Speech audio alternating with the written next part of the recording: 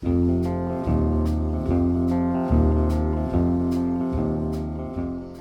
How you doing? Good. How are you? I'm good. I'm Peggy Allen. And I'm Amanda Kievit, and you're watching the Junction Fiber Mill Millcast. Number 26. Unbelievable. Tick, tick, tick. I know.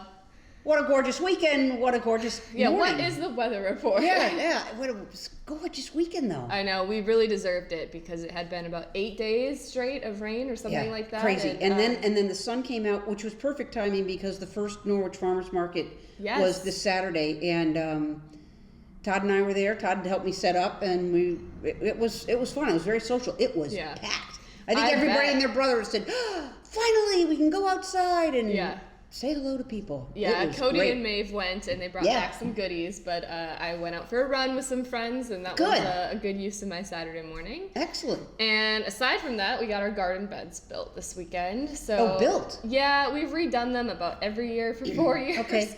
I think this is like the best way we've done them, but we went and got some local like hemlock wood, 2 inches thick, and we built, some 4x8 beds before we were sort of gardening into the ground, and it just was not, it was hard work, and we were contending with the weeds and stuff, so I think this will clean it up a little bit. We built 4 for this year, and we still have to fill them. We have a ton of compost from like our sheep and chickens and stuff, but I think we'll like mix that in with some soil that we'll buy from somebody else. Todd's Christmas present to me was, I will rebuild your 4 beds.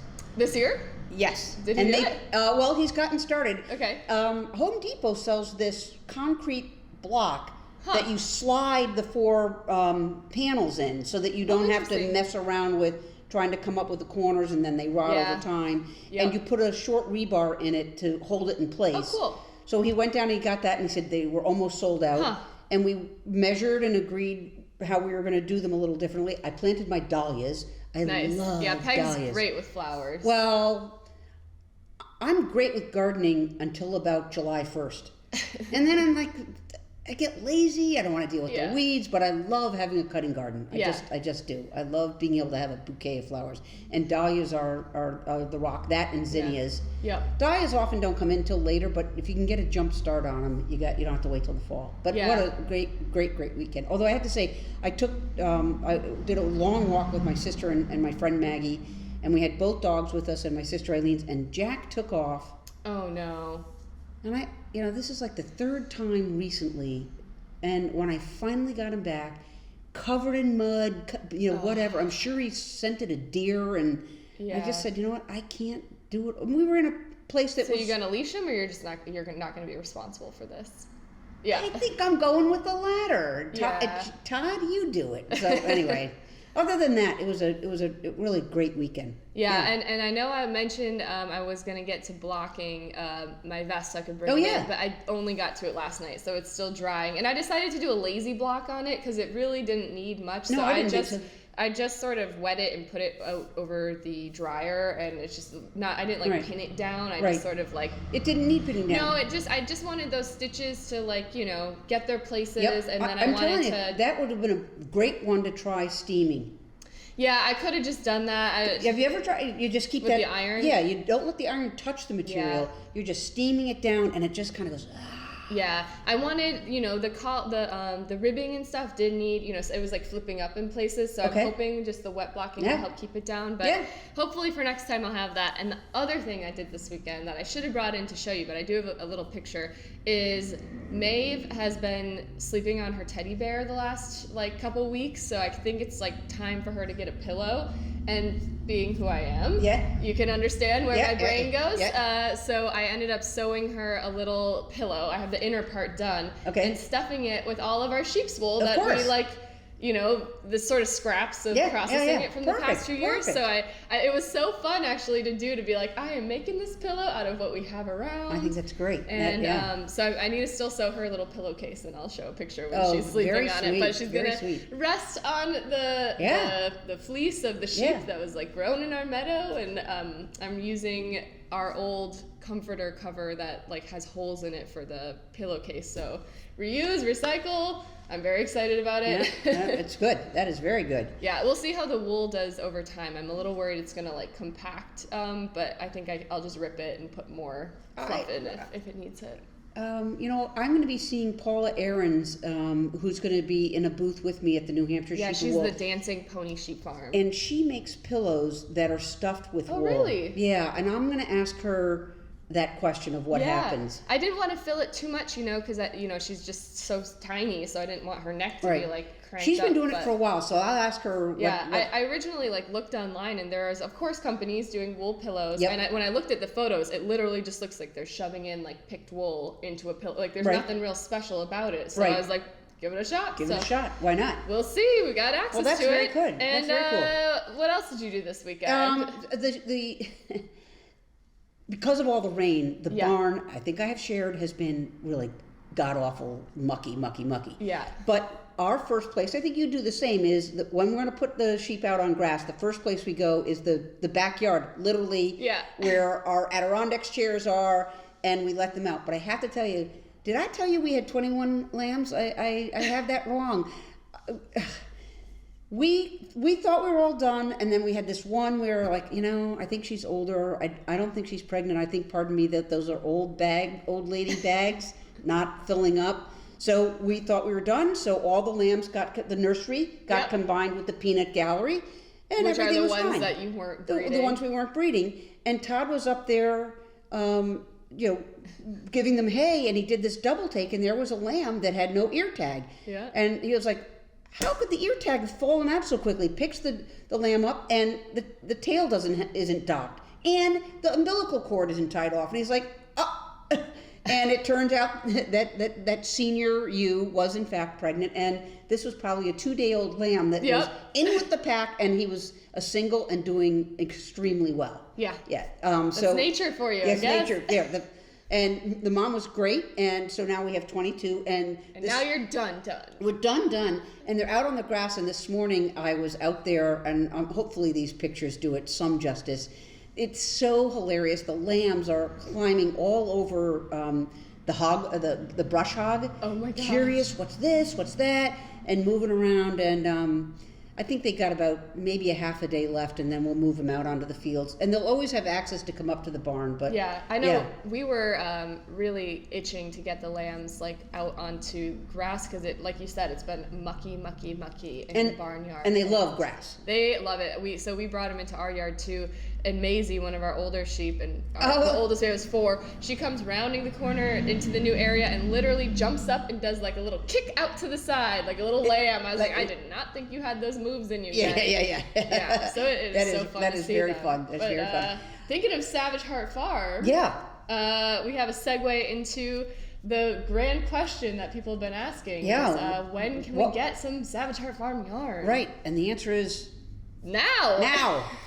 Yeah. We were holding off on putting it on our website because we wanted to send out our first mailbox, which we wanted to share with you. Was it looks like this? I'll sort of unpack it because I don't think the camera quite captures it. But it was Savage Hart Farm yarn. So we had this little postcard with a little story of where the yarn that is in the box came from. You got some pictures of lambs and the beautiful farm. Yeah. See a nice sticker, and then here, hold it here. Yeah. I mean, look, Amanda just did such a great job with this. So that's mailbox number 1. It looks great. I hope that people are excited. It's all 100% undyed, natural colored wool from Peg's flock of beautiful Corriedale sheep. Peg and Todd, and I have to say Todd because he watches these Millcast. So yes, Peg and Todd's farm, but so you can't get any more local than this. No, and it's just it feels like $1 million. It's so soft. So we've got, this is the natural chocolate color, and then we have the natural light gray, and you all, if you've been watching, have seen sort of in progress. The progress of this. And then this is, we're calling natural cream. It's just a lovely, creamy off-white. Yeah. And then the other natural color we have is... This is my favorite. Natural charcoal. And that's made with the seniors. The older, the sheep gray out over time, and that's all... the very, very dark are the 1 and most 2-year-olds. and then they just gray out over time. And I can get all 4 of these in the shop. Yeah. So these are the 4 we're gonna have available now on our website. Yeah. And you know, if you had a mailbox and you thought, I need more of this, I would recommend ordering it soon because we don't know how long this is going to stick around. Right, because it's limited batches. We won't get more till next year. Right. And then we have been sort of previewing. Yeah, this is so exciting. So we set aside we took some of the gray. Yep. Look at the combo here. So this was all gray, and then we did 4 different colors over the gray, and I just think they look like $1 million. I really love this. We don't have like names for the colors, but we're calling it, I think, green. What do you think? Pink. Yeah, this is actually purple. a sun yellow, but because it's over the gray has a blue to it, and it made it this green. Yeah, and then so you can see like it's actually heathered. It has like both darker and lighter fibers in it. It's so lovely. And then you can somewhat see the heathering in this one as well. That's like a fuchsia. The last one we showed you was on a solo was the teal. That looks like it's like mermaid hair. It is like such a cool color. It would look great with our making tracks. And I really love the purple. And they all talk to each other. Yes. In part because underneath they have this shared gray, and they're going to look great with the natural colors. But this is a very small batch. Yeah, we only did about 8 pounds or so of each color, and we decided we don't really have enough to put them on the website, but we have some events coming up. So we will be bringing this in person with us. So if you can make it to Deerfield, New Hampshire this weekend. Yeah, New Hampshire Sheep and Wool Festival this coming weekend. Yep, and then check our events calendar. We've got several up on the horizon, and we'll tell you about a couple of them later.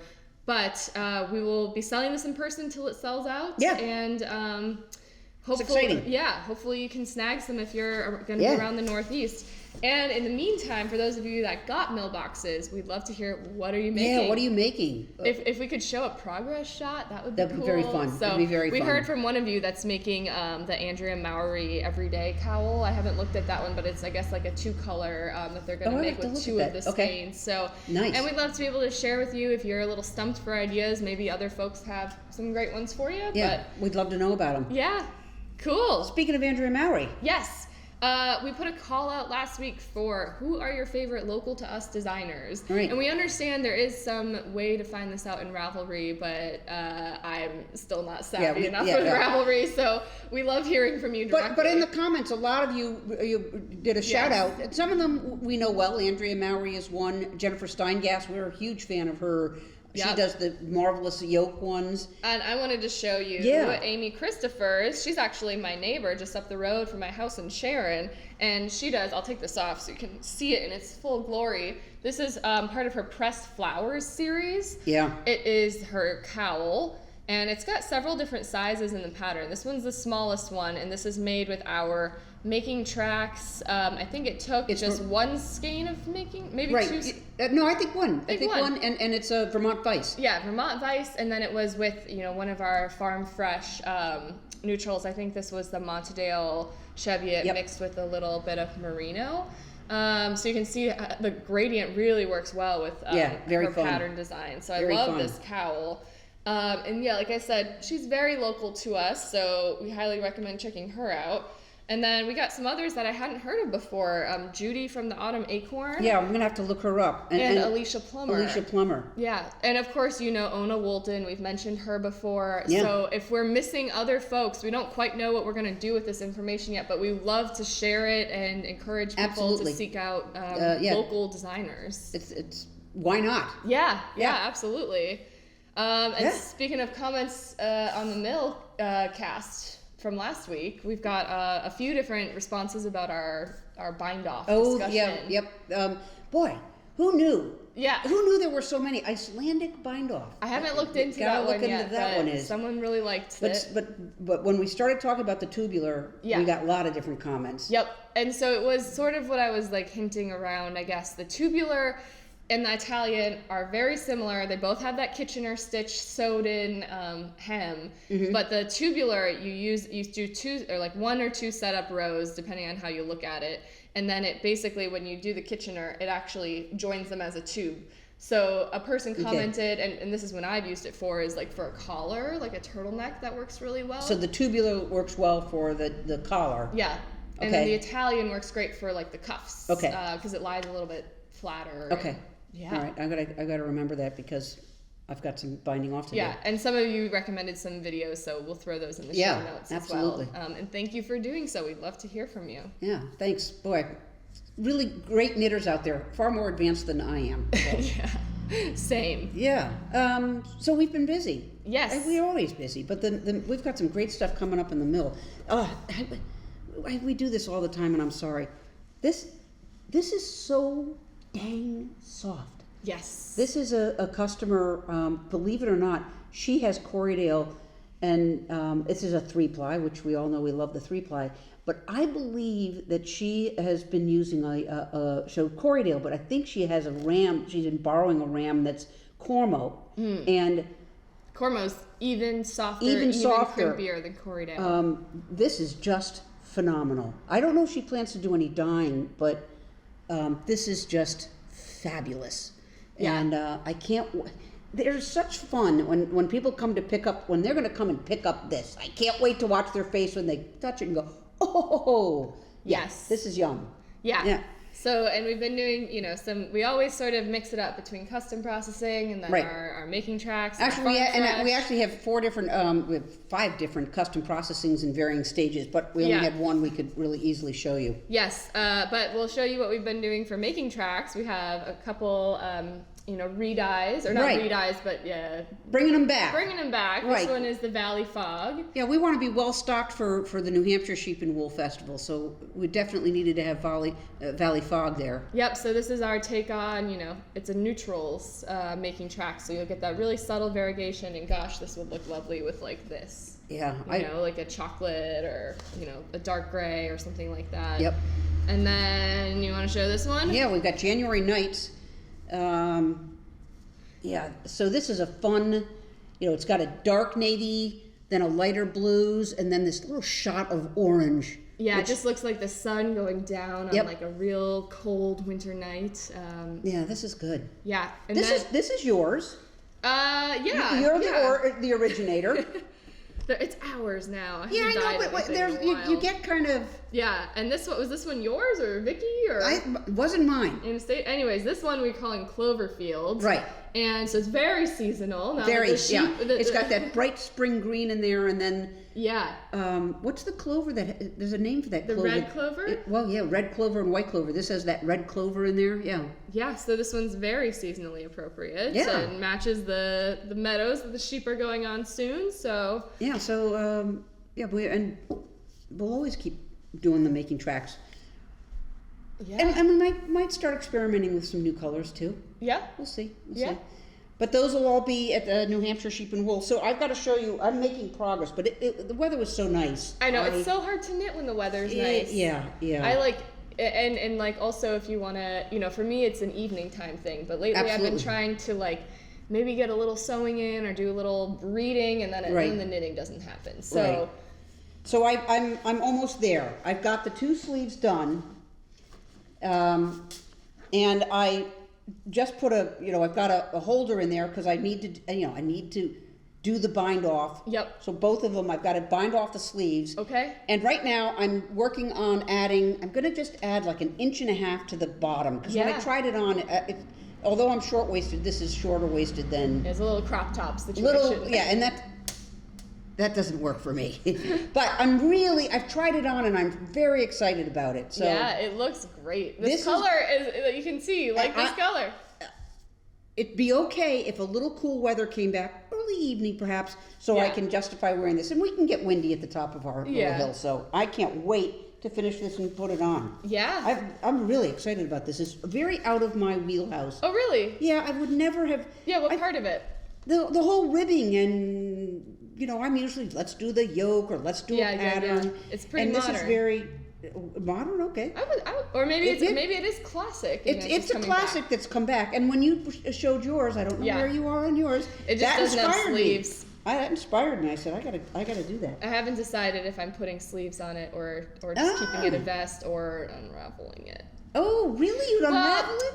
I did not love, the 2x2 ribbing was difficult for me. Just, I don't love ribbing, so I am remiss to do it, but I think I made it a little bit too snug, so I don't know. When I put it on, I'm like, am I actually going to wear this or not? Oh, gosh. If I'm not going to wear it, I should unravel it, but it's sitting there in what we'll call like the parking lot, taking up the prime real estate of one of my very favorite project bags. Okay. But speaking of my project bags, I have, now that I've finished my vest, except for the final blocking, I picked up one that I sort of put, because again, this was in my parking lot, and so I'm just trying to finish up projects. Oh, you've made real progress on that. Yeah, almost done. So with the body, and then maybe I'll make it a short sleeve. No, I'll is cute. Yeah, this is the Petite Knit festival sweater, and it's got these little bobbles on it that are kind of a royal pain in the butt to do, because you have to knit three together. Oh, right. Through the back loop. And will these stripes go all the way down the sleeves as well? Yeah, that's the plan. And I thought about turning this into a dress, but I don't think I will turn it into a dress. And this is gonna be warm. So I think it will fit her well when Maeve is like back to needing warm weather stuff to wear. But yeah, I think it's totally cute. It's just kind of hard to knit every time. And this yarn, this is your like woolen spun Corriedale. It just doesn't slip on my finger very well, so I have to really adjust my tension. It's a slower project than I was in the mood for, which is why I moved on to my vest. Yep. We've all got those, right? Right, folks? absolutely. It'll get done. It'll get worn all of 3 times, and then no. I've heard Maeve is gonna stop growing so quickly in the next she'll maybe be the same size for like a year plus, rather than like she'll fit a sweater for 3 months. Really? Well, yeah, they I think they taper off, like at least in their weight gain for, like all the kids' sizes are like, they go from like 3-month increments to 6 months, and now she's in like a 2-year increment. That's right. And then depending on the kid, the weight stays the same, but they shoot up in height and whatnot. So so I'm just hoping like her sweaters can be worn for like a little bit longer. God damn it, put that thing on. I know, I'm like, that took me 3 months to make. That's probably why I took a break to make something for myself. I totally get it. Yeah. So we got a few big weekends coming up.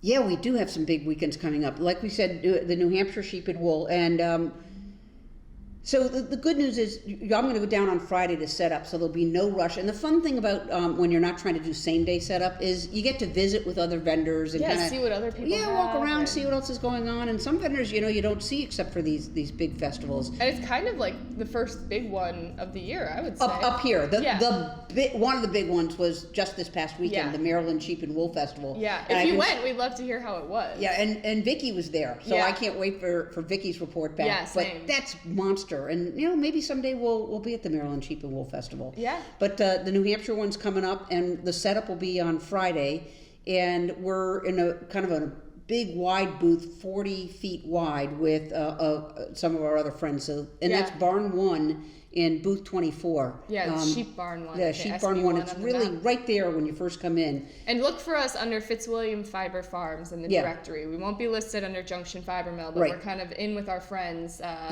to sort of do a combo booth. But it should be fun.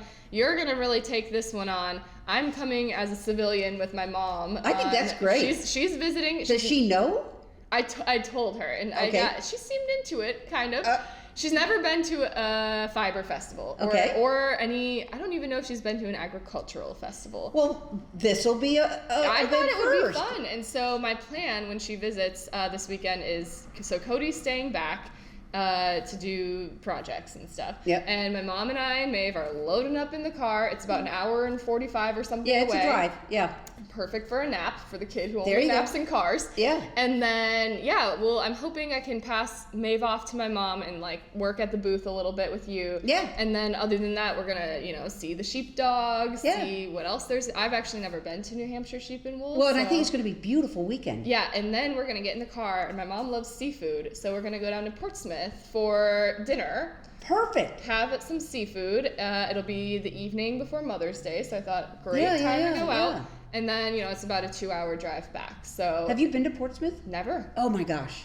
What should we do? It is so charming. Okay. Oh, we'll talk. Yeah, there's a couple of, I don't know about seafoods, then there's great restaurants there, but the the whole shopping strip. You should spend the night there. Oh, maybe we will. You should spend the night. I have a suggestion of where you could stay. Okay. Because there's so much to do in Portsmouth. It's utterly charming. Yeah. Well, I thought it's only like 45 minutes from the New Hampshire. Yeah, I hadn't thought about that. And then you get right on the highway and come back. It's really, you're only like, I think it's like 15 minutes longer to get back from Portsmouth than from Deerfield. I think you should consider spending the night there. Yeah. Well, it's Mother's Day weekend, so happy Mother's Day to all the mothers watching. And we'll, leave Cody and he can have his dude time. Yeah, there you dude time. Yeah. That's good. Yeah, so it'll be fun. And then we wanted to let you guys know that... Mark your calendars here. June 2nd is our next open house, and it's going to be a party. We are doing the format a little bit different. We aren't going to be doing, tours back-to-back because it will be so loud in here from a live band. But loud in a good way. Yeah, loud in a good way. Just we won't be able to shout over the band. Can we say who the band is? Yeah, the band is Cody's band, Still Hill. They're very good. They're very good, and I have to say that, but it's also true. Right, and the kind of music, so we don't think that it's not rock and roll. No, it's Americana, bluegrass, old-timey acoustic music. So there's a fiddle, there's a guitar player, and then Cody, my husband, plays the mandolin, and they all three sing. There's two, male vocalists, one female vocalist. So it's lovely, and it'll be perfect for the I can't wait. They'll be right in the front of the store. I mean, hopefully the weather's nice. We can open up the windows and the doors, and so you can shop yarn. We're gonna have some snacks. Little snacks, yep. And so come whether or not you want to buy yarn. Absolutely. We just think it would be fun to open up our space and make it a little more. Right. Our town celebrates First Fridays, and so we thought, we'll schedule this at the same time as First Friday, June 2nd. And our neighbors moving in right next door, we've got Craft Studies who are moving in, and they are, a craft school, so you can come take classes on, everything from pottery, metalworking, paper weaving, making. Yeah. And so they're having a kind of doing a grand opening too. So lots of reasons to come to our block. Yeah, park your car and just walk around. It'll be a great time. Yeah, it will be. It will be. So in the meantime, we will report back next week with our New Hampshire Sheep and Wool recap, and we'll go from there. Hope to see you there. Thanks for watching. Bye. Bye.